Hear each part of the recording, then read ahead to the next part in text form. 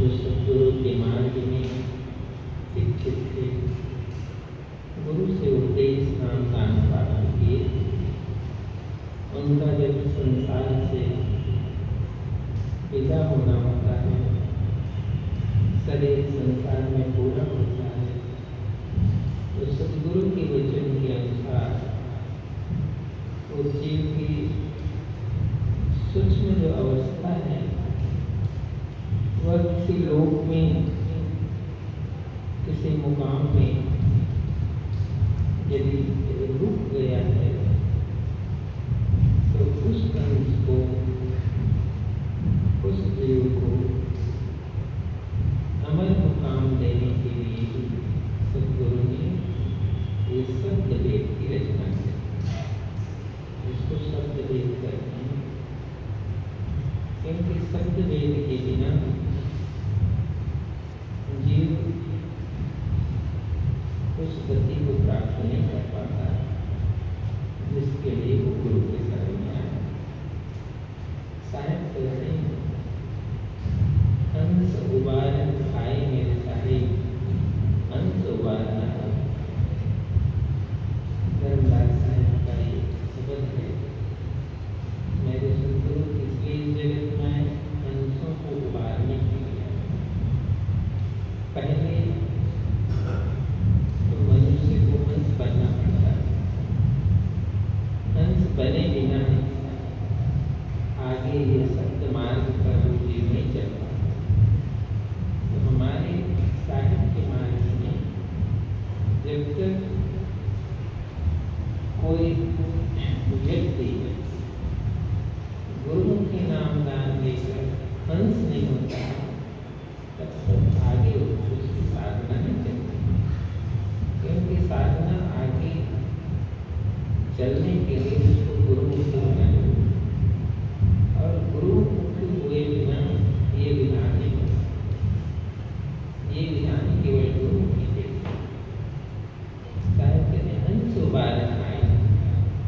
इन हंसों को इस भवसागर से उबारने के लिए सद्गुरु जगत में आए, और उसी के लिए ये हंस गमन की विधि।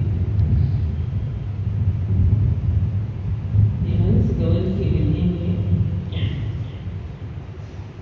जो शब्द की यात्रा है उसको हमेशा उस हंस को स्मरण रखना है। बिना स्मरण रखे उसका शब्द से जोड़ने, शब्द से जोड़ रखने के लिए उसको स्मरण रखना। क्योंकि आगे शब्द रूप में ही ताकत जो है, सद्गुरु की जो सत्ता है, ताकत है, उस जीव के पास किस रूप में पहुंचती है तो वो शब्द रूप में पहुंचती। क्योंकि साहेब का ये वचन है, जा दिन हंसा तन बने, बीच ही अटके आए, शब्द पुरुष को आन पहुंचे और यम से लिंग छुड़ाए। ये वो ताकत का है नहीं। जिस दिन ये हंस शरीर को छोड़ता है और आगे जब उसकी यात्रा होती है तो कहीं भी वो उसकी यदि रुकावट होती है आगे की यात्रा में, तो शब्द पुरुष की सत्ता उस जीव के पास पहुंचती है। उसी विधि को चलाओ विधि, उस विधि को क्या कहते हैं? चलाओ। और उस विधि के साथ जब उस हंस का शब्द के साथ संबंध होता है तो उस शब्द की यात्रा करता है, और आगे उसकी यात्रा क्या होता है? तब शायद कहते हैं, तुम हंसा बैठो आरहो सत्य सिंहासन पाठ। हे हंस, सत्य रूपी सिंहासन के पाठ में बैठकर तुम मेरे लोग को आना, मेरे को काम। ये मूल ये विधि है, इस मार्ग की ये मूल विधि है। और इस विधि को जब तक कोई भी गुरुमुखी हंस अपने हृदय में, अपनी चेतना में नहीं बैठा पाया, तब तक उसकी यात्रा हो जाती है।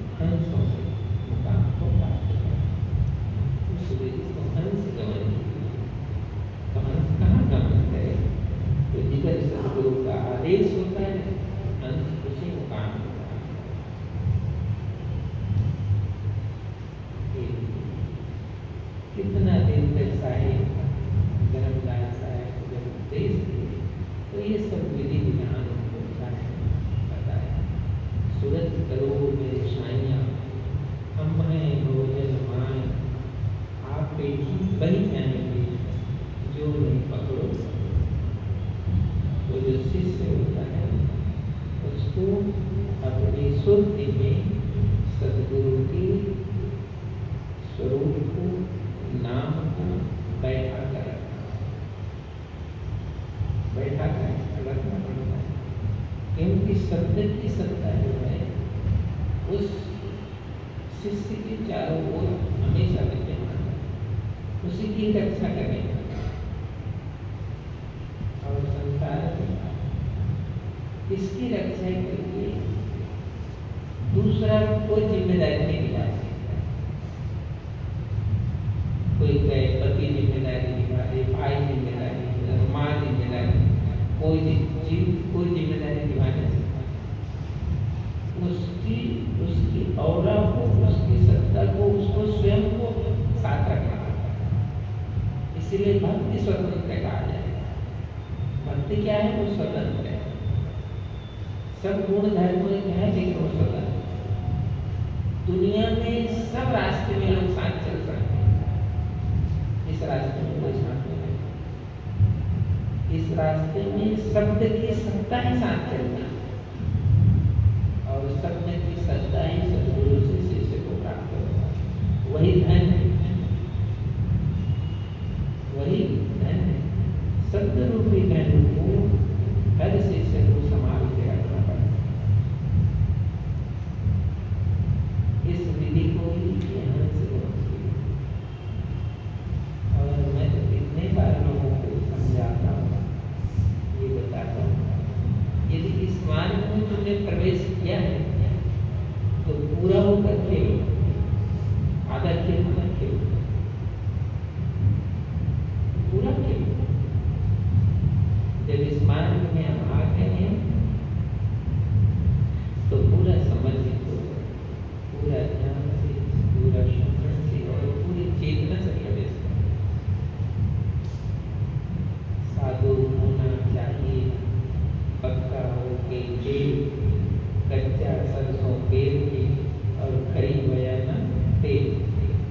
कारण कहते हैं कच्चे सरसों को यदि किसान घर में ले आए तो उसकी न तो खली बनती है और न उसका तेल बनता है। तो भक्ति पूर्ण होनी है, सुमरन पूरा होना है और समर्पण। दूसरे साधन में, दूसरे मार्ग में दुनिया साथ ही चलती है, लेकिन वो लोग के मार्ग में, जीव के मार्ग में वो साथ है। जीव के मार्ग में साथ चलने के लिए सदगुरु के शब्द ही सहायक। इसलिए गरीब साहब कहते हैं शब्द स्वरूपी नाम साहब का सोच नाम। शब्द स्वरूपी जो साहब का नाम है वही नाम हमने प्राप्त किया, वो मेरा सहारा है। शब्द स्वरूपी शब्द स्वरूप में मेरे समृद्ध गुरु मेरे लिए निधन करा दिया और मुझे इस बहुत सारे से पार करना। तो इस प्रकार जब तक सदगुरु की वाणी वचनों का आप सत्संग अच्छा से नहीं सुनते तो आपकी निष्ठा में वो गहराई नहीं आए। कोई गंगा गए गंगा दास, जमुना गए जमुना दास हो जाए, कोई जहाँ जाता है वो उसे रंग रंग जाता है, कोई उसका अपना रंग बचता है, बेरंग हो जाता है।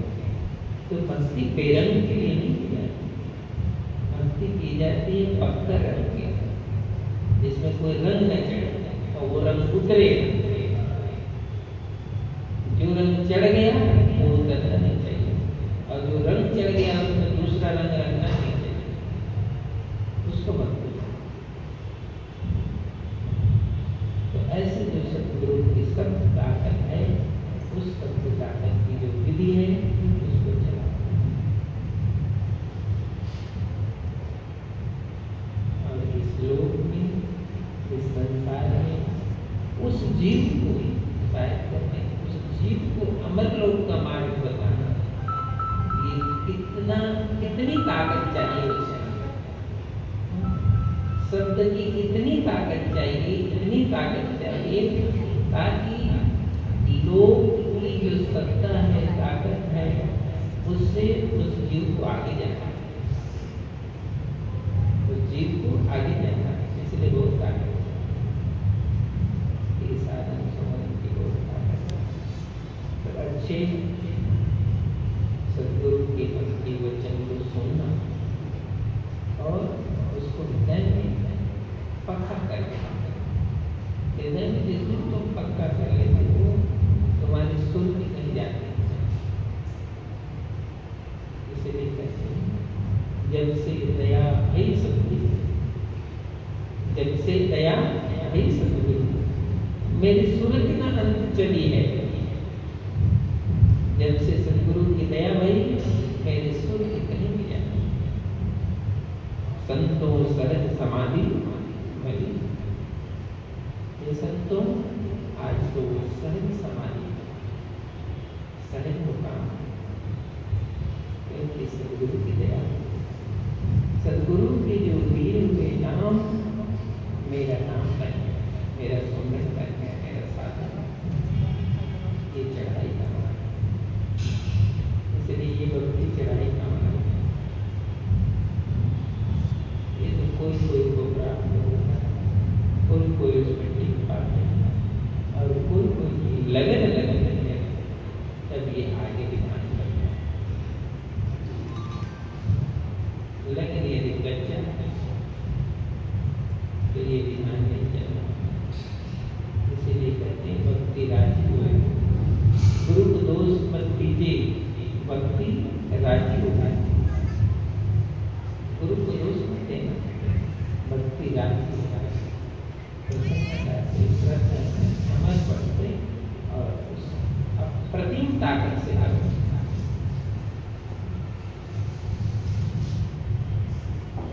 क्योंकि इस मार्ग में दो ताकत होता है, सुमरन का और ज्ञान। जिसके सुमरन और ध्यान में ताकत है वो समझता है इस गुरु में क्या ताकत है। जिसके पास सुमरन और ज्ञान नहीं है तो ठीक है, बात घूम रहे हो उससे कुछ नहीं होने। सुमरन और ध्यान की जिसके पास ताकत है उसको समझ में आता है कि मेरे सदगुरु ने मुझे क्या किया, उसको समझ में आता है। इसलिए वो हंस कहते हैं, वो शिष्य कहते हैं सदगुरु ही एक दाता और बाकी सब जग माने रहा। गुरु समान दाता नहीं, याचक शिष्य समान। शिष्य भी कैसा होना चाहिए, गुरु मुझे दे उसको मैं धारण कर सकूं, ऐसा शिष्य का याचक होना चाहिए। गुरु समान दाता नहीं, याचक शिष्य समान। और अमर लोक की संपदा जो गुरुदेव ने, तुमको सदगुरु ने अमर लोक की संपदा, ऐसा याचक शिष्य भी बनना है तो ऐसा बनना है, न तो दिखाने के लिए शिष्य बनना चाहिए, न तो लोगों को बताने के लिए शिष्य बना जाता है। शिष्य बना जाता है सदगुरु की उस अमृत को स्वयं पान करने के लिए शिष्य बना जाता है। और उसकी विधि ही यही है, शिष्यत्व ही विधि है, दूसरी विधि नहीं। इतना विधि विधान का उपदेश साहिब ने दिया। तो आज इस शुभ अवसर पर हमारे प्रधान जो ओम प्रकाश जी, माता रत्ना देवी की वो पतिदेव थे, उनका शरीर पूरा हुआ, वो पंच के जो मुकुट में नाम था शिष्य थे, आज उनके लिए यहाँ पर चलावा की रचना हुई और ये पास से आए इनके परिवार से शीतला माता जिनका भी साथ साथ में चलावा निधि का विधान और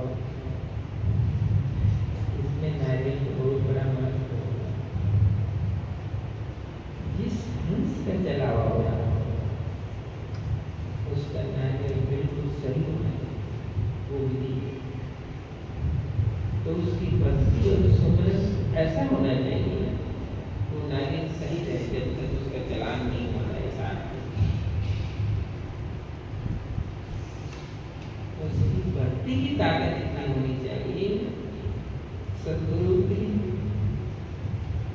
नाम की ताकत इतनी होनी चाहिए कि वो जब तक इसमें चलान नहीं होता है उसका रखा हुआ नारियल संकल्पित नारियल तब तक ये यात्रा आगे नहीं कहा गया है तीर के बदले नारियल देना, जीव के बदले इस संसार में, इस संसार की जो शक्ति है, ताकत है, पावर है, जिसको हम कौन सा पावर कहते हैं, संसार में आने रहने और पालन करने की जो सत्ता है, पावर है, उसको ये नारियल समर्पित कर देगा और आगे वो जीव उस मुकाम को यात्रा करेगा तो उसका नारियल सही होगा। ये विधि है, ये बताया गया है संदेश की तरफ। इसलिए जब पहली बार हम शिष्य होते हैं तो नारियल समर्पित करके शिष्य, नारियल समर्पित किए बिना शिष्य नहीं बनाया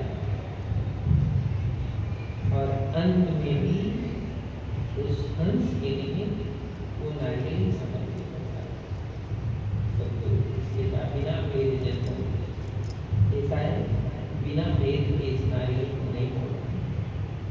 संत संसार जीव उत्तर आनंद संसार ऐसा शब्द आता है। तो ये पूरी विधि है इस मार्ग में। इसलिए साहब ने संसार कटिहार बनाया। कटिहार उसको कहते हैं जो जीव को भव से पार लगता उसको कटिहार कहा गया। जीव को भक्ति में लगाना एक अलग साधन है, जीव को पार लगाना वो अलग साधन है। तो पार कौन लगाता है? पार कौन लगाता है? पार वो लगाता है जो कटिहार। पार कौन लगाता है? जो भाव का कटिहार है वो पार है। ऐसे आशीर्वाद परिवार की यहाँ आपने इस विधि की रचना करवाई और हमेशा सुरती सही रहना चाहिए। कभी ये शब्द का मेल बैठे, इसलिए शायद कहते हैं शब्द बिना सुरतियाँ, शब्द बिना सुरतियाँ। और एक बात जो अच्छा भगत होता है, जो वास्तव में साहिब का सुमरन भजन करता है, उसका इस लोक से जाने का समय सही होता है। उसको आभास होता है मुझे लोग से जाना, ये उसके लक्षण है, उसकी भक्ति का ये लक्षण है। उसको आभास होगा ही होगा, क्योंकि सद्गुरु की सत्ता और शब्द की सत्ता उसके साथ होती है। फिर उसे लगता है शब्द बिना सुरतियाँ मिलती। कहते शब्द जब तक द्वार को नहीं दिखाता है वो इस देह को छोड़ता नहीं, वो द्वार मिलता नहीं। तो कौन सा द्वार? जो सद्गुरु ने बताया वो द्वार में लगा। ये भक्तों और भक्ति की विधि। इसीलिए आपकी सुरति उतना सही होना चाहिए कि वो उस द्वार को देख सके, वो उस द्वार को देख सके। जब ये हम पंचभौतिक शरीर को छोड़ते हैं वो द्वार होना चाहिए। तभी शायद ने कहा शब्द बिना सुरति आंधरी, शब्द के बिना तुम्हारी सुरति के आगे अंधेरा हो जाएगा। वो द्वार देखता है और ऐसी अवस्था में जब शरीर छूटता है तो वो जीव कहाँ जाएगा? वो तो 84 में चला जाता है। वो द्वार का तो पता ही नहीं है, शरीर छूट गया। तो ये काल की कहाँ भेज देता है? 84। ये सद्गुरु और ग्रंथदास साहब की जो प्रश्न है उसमें ये सब वर्णन है। इसलिए अच्छे से ज्ञान से उसको पढ़ना चाहिए, अध्ययन करना चाहिए। गुरु भगवान पूछ लिए श्री सुभाष कर्मान ये और युद्ध तो इस गहराई में, इस विधान में कोई भक्त होता है, उसको साहिब की बात नहीं, उसको साहिब का नाम ना। ये सब लोग न तो इस विधान को समझ पाते हैं, न इसमें प्रवेश कर पाते, उसको पता नहीं चलता। वो तो धन्यवादी कोई अंश होते हैं जिसके चित्त में ये मार्ग आता है, उसको आगे की यात्रा है। बाकी लोग की भक्ति को सब जगह चलते हैं। तो ये चलावा की बोलो सद्गुरु कबीर साहब सत्य नाम सत्य नाम सत्य नाम जय तेरा के सत्य नाम